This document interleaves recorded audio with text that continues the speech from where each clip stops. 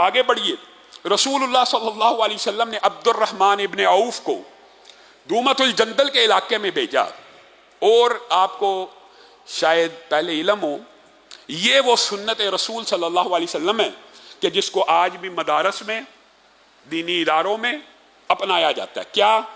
عبد الرحمن ابن عوف کو سامنے بٹھایا رسول اللہ صلی اللہ علیہ وسلم نے، کہا میرے سامنے بیٹھ جائیے۔ جب وہ سامنے بیٹھے تو رسول اللہ صلی اللہ علیہ وسلم نے اپنے دست مبارک سے ایک امامہ پکڑا اور عبد الرحمن ابن عوف کے سر کے اوپر امامہ پہنا دیا۔ یہ وہ سنت ہے جسے آج بھی استاد اپنے شاگرد کو سند بخاری کے موقع کے اوپر یا کبھی بھی، اس کو کہتے ہیں پگڑی باندھنا، امامہ باندھنا، دستار بندی کی جو آپ اشتہار پڑھتے ہیں، یہ وہ رسول اللہ صلی اللہ علیہ وسلم کی سنت ہے جسے سب سے پہلے رسول اللہ نے عبد الرحمن ابن عوف کے سر کے اوپر ایسے امامہ باندھا اور کہا بسم اللہ وفی سبیل اللہ فقاتل من کفر باللہ لا تغل ولا تغدر ولا تقتل ولیدا۔ عبد الرحمن ابن عوف، اللہ کے نام کے ساتھ جہاد کیجیے، اللہ کے نام کے ساتھ، اور قتال کیجیے جن جن لوگوں نے اللہ کا کفر کیا۔ ہاں، غداری مت کرنا، بدعہدی مت کرنا، اور کسی بچے کو قتل نہیں کرنا۔ یہ رسول اللہ صلی اللہ علیہ وسلم کا طرز عمل تھا، جن بالغ ہیں، عورتیں ہیں، بچے ہیں، ان کو قتل نہیں کرنا۔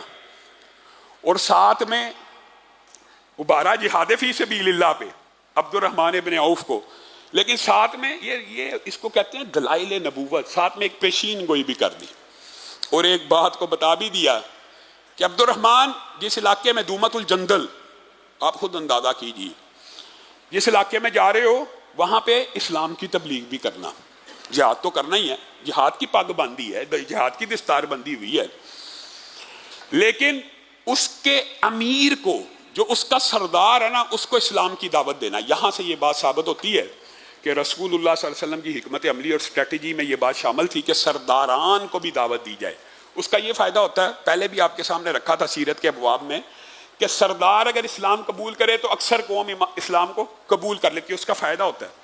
عبد الرحمن ابن عوف کو بھی یہی نصیحت کی کہ ان کے سردار کو اسلام کی دعوت دینا، جو عیسائی ہے، اور اگر وہ اسلام کی دعوت کو قبول کرے، ساتھ میں ایک اور نصیحت کی، تو پھر اس کی بیٹی سے بیاہ بھی کر لینا، اس کو بھی عزت عطا کرنا۔ یہ رسول اللہ صلی اللہ علیہ وسلم کی اسٹریٹجیز اور حکمت عملیوں میں یہ بات بھی شامل تھی۔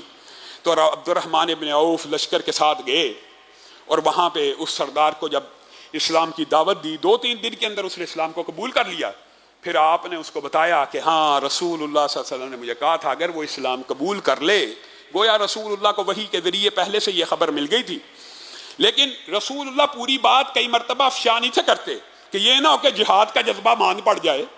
جانا جہاد کے لیے، قتال کے لیے، تبلیغ کرنا، اسلام قبول کرے گا تو بیٹی سے شادی کر لینا۔ عبد الرحمن ابن عوف نے یہی کام کیا، جہاد کی پوری تیاری کی، رعب و دبدبہ پڑ گیا، اسلام کی تبلیغ کی، اسلام کو قبول کیا، اکثر لوگوں نے اسلام کو قبول کر لیا۔ تو ساتھ عبد الرحمن ابن عوف نے کہا رسول اللہ نے یہ بھی فرمایا تھا کہ آپ کی بیٹی سے میں نکاح کروں۔ انہوں نے اپنی بیٹی دی۔ یہی وہ والدین کہ جن کے بطن سے حضرت ابو سلمہ رحمہ اللہ پیدا ہوئے۔ عبد الرحمن ابن عوف کے گھر میں ایک عظیم تابعی، ایک جلیل القدر محدث ابو سلمہ، انہی کے بطن سے پیدا ہوئے۔ گویا یہ دومت الجندل کا جو سارے کا سارا واقعہ ہے یہ بھی کمپلیٹ ہو گیا۔ یہاں سے یہ مختلف اس دوران رسول اللہ صلی اللہ علیہ وسلم جو اقدامی جہاد کر رہے ہیں، یہ بنیادی طور پہ فتح مکہ کا پیش خیم ہے کہ علاقوں میں دبدبہ بیٹھ جائے۔ غزوہ بنی لحیان بھی اسی سلسلے کی کڑی ہے۔ رسول اللہ خود، یہ سریہ نہیں ہے، رسول اللہ صلی اللہ علیہ وسلم خود اس غزوے میں شامل ہوئے۔ 200 کے ساتھ رجیع کے واقعے کی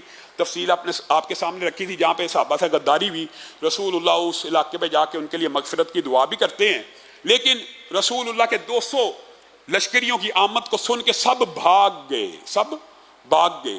تو رسول اللہ صلی اللہ علیہ وسلم نے اس کے علاوہ فدق میں حضرت علی کو بھیجا کہ جاؤ فلاں جو یہودی ہیں وہ بنو سعد کی اور بنو عبداللہ کی مدد طلب کر رہے ہیں۔ حضرت علی اس بات کی کھوج لگانے کے لیے راتوں کو سفر کرتے رہے کہ کیا واقعی بنو عبداللہ یا بنو سعد کے لوگ یہودیوں کے ساتھ کوئی پیکٹ کر رہے ہیں۔ ایک رات چھاپا مار کاروائی کے اندر ایک شخص، ایک جاسوس کو حضرت علی نے پکڑ لیا۔ یہ جو سریہ یہ حضرت علی کی قیادت میں تھا۔ حضرت علی نے اس سے پوچھا ہاں کیا معاملہ ہے؟ اس نے کہا یہ بات تو درست ہے، رسول اللہ کو یہ اطلاع پہنچی ہے، سچی پہنچی ہے کہ ہم یہودیوں کے ساتھ، خیبر کے یہودیوں کے ساتھ پیکٹ کر رہے ہیں کہ دوبارہ ان کو مضبوط کر کے دوبارہ مدینے کے اوپر حملہ کیا جائے۔ اچھا پھر مجھے بتاؤ بنو سعد بنو عبداللہ کے خیمے کہاں ہیں؟ تو حضرت علی نے اگرچہ بڑی خاموشی کے ساتھ 100 سے زائد سواروں کے ساتھ بنو سعد کے اوپر حملہ کیا، لیکن ہوا یہ کہ ان کو پہلے سے اطلاع پہنچ گئی کہ ہمارے اوپر حملہ ہونے لگا ہے۔ لیکن حضرت علی کی یہ حکمت عملی ایسی کامیاب رہی کہ بعض روایات میں آتا ہے کہ حضرت علی نے یہ مسلمانوں کے وہ اسباب ہیں ان جنگوں کے کہ جس کی وجہ سے مسلمانوں کی معاشی حالت بھی درست ہوتی چلی جا رہی ہے، اس اکیلے اس چھاپا مار کاروائی میں بعض روایات کے اندر آتا ہے حضرت علی نے 500 سے زائد بنو سعد کے اونٹوں کے اوپر قبضہ کیا اور 200 سے زائد دودھ دیتی بکریوں کے اوپر قبضہ کیا اور انہیں ہانک کے مدینہ کی طرف لے آئے۔ اسی طرح رسول اللہ صلی اللہ علیہ وسلم نے ایک جو معروف سریہ وہ عبداللہ بن رواحہ کا اور عبداللہ بن انیس کا جو اس حوالے سے بڑے معروف ہیں ان کا بھی روانہ کیا، اور یہ عبداللہ بن رواحہ کی قیادت میں صرف 30 سواروں کا دستہ، صرف 30، اور عبداللہ بن انیس کو بھی ساتھ رکھا۔ رسول اللہ کو یہ اطلاع پہنچی کہ خیبر کے یہودیوں نے وہ جو بنو سعد کے ساتھ حضرت علی نے کیا، اگرچہ ان کی کمر ٹوٹی لیکن خیبر کے یہودی اب ایک سردار ہے یسیر بن رزام، اور یسیر رزام اس کو کہتے ہیں، اس کے ساتھ پیکٹ کر رہے ہیں اور اس کو یہ لالچ دے رہے ہیں کہ تو اگر ہمارے ساتھ مل جائے گا ہم خیبر کی کھجوروں کے اندر تجھے حصہ دیں گے، تو ہمارے ساتھ مل کے رسول اللہ کے اوپر حملہ کر۔ یہ بڑا جرنیل تھا اور جنگجو تھا، تو رسول اللہ صلی اللہ علیہ وسلم نے عبداللہ بن رواحہ کو اور عبداللہ بن انیس کو کہا جاؤ ذرا یسیر بن رزام کا تو تعاقب کر کے آؤ اور اس کی اصلاح کرو، اور اگر وہ جنگ کرتا اس کو قتل کر دیا جائے۔ تو یہ صحابہ گئے، عبداللہ بن رواحہ اور عبداللہ بن انیس نے یسیر بن رزام سے معاملات طے کیے اور کہا تو کہاں پہ بھٹکتا پھر رہا ہے؟ خیبر کے یہودیوں کے ساتھ پیکٹ کرنا چاہتا ہے، تیرا پیکٹ ہم رسول اللہ کے ساتھ نہ کروا دے؟ تو کہا بدلے میں کیا ملے گا؟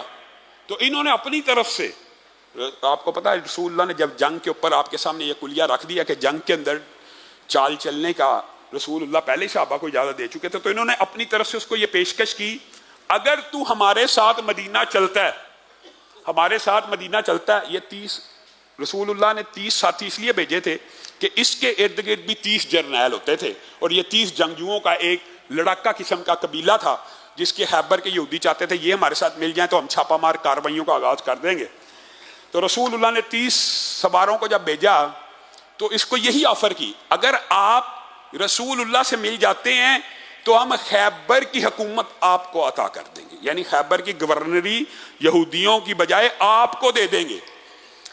تو جو یسیر ہے وہ ان کی باتوں میں آ گیا اور کہنے لگا پکا وعدہ ہے، پکا وعدہ ہے۔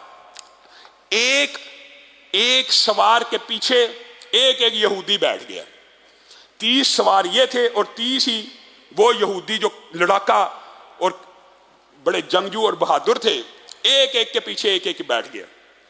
اب جب کچھ دور کرکرات السبار ایک جگہ کا نام ہے، وہاں پہ پہنچے تو یسیر کے ذہن میں یہ خیال آیا کہ یہ کہیں مجھے جھوٹ بول کے یا کسی طریقے کے ساتھ اور کسی پلاننگ کے ساتھ تو رسول اللہ کے پاس نہیں لے کے جا رہے۔ اچانک اس کے دماغ میں خیال آیا اور اس نے، وہ بیٹھا ہوا تھا عبداللہ ابن انیس کے اونٹ کے پیچھے، اچانک ان کی تلوار کی طرف ہاتھ بڑھانے لگا۔ عبداللہ ابن انیس کو پتہ چل گیا کہ یہ میری تلوار پکڑنے لگا، انہوں نے تلوار نکالی اور اس کی ٹانگ کاٹ دی۔ اس نے گرتے گرتے کمان سے عبداللہ ابن انیس کے سر کے اوپر وار کیا، ان کا سر پھٹ گیا۔ عبداللہ بن رواحہ آگے بڑھے، اس کو قتل کیا، اور 30 کے 30 وہ جو یہودی بڑے سپہ سالار اور جرنیل تھے سارے کے سارے صحابہ نے ان کو ایک ایک کر کے مارنا شروع کیا۔ 29 مر گئے، ایک فرار ہو گیا اور جس نے یہ ساری خبر پھر یہودیوں کو جا کے پہنچا دی۔ تو عبداللہ ابن انیس بھی جب رسول اللہ صلی اللہ علیہ وسلم کی بارگاہ میں پیش ہوئے، اپنا پھٹا ہوا سر دکھایا، رسول اللہ صلی اللہ علیہ وسلم نے اس پھٹے ہوئے سر کے اوپر ہاتھ کو پھیرا، خون بھی بند ہو گیا اور زخم کا نشان بھی غائب ہو گیا۔ اور یہ بھی معجزات رسول صلی اللہ علیہ وسلم کے ابواب میں سے گویا رسول اللہ صلی اللہ علیہ وسلم نے خندق کے بعد ہمیشہ اقدامی جہاد کیا. یہ فتح مکہ کی جو لوگ اصل میں خندق کے بعد سیدھا فتح مکہ کو جو بیان کرتے ہیں کہ یہ کیا ہوا کہ 2 ڈھائی 3 سال کے اندر اندر ہی اتنا بڑا انقلاب بپا ہو گیا کہ کہیں ہزاروں میں آئے تھے اور ابھی شکست نہیں. یہ رسول اللہ کی حکمت عملیہ تھی اور یہ رسول اللہ صلی اللہ علیہ وسلم کی اقدامی جہاد کی کارروائیاں تھیں مختلف علاقوں کے اندر کہ جس کی وجہ سے یہ ماحول بنا. اور بعد ایسے چند واقعات انشاءاللہ آئندہ آنے والے خطبے میں آپ کے سامنے رکھیں گے. اللہ رب العزت ہمیں سیرت رسول سے جو جذبہ جہاد کا سبق بھی ملتا ہے اس کو بھی اپنانے کی توفیق عنایت فرمائے.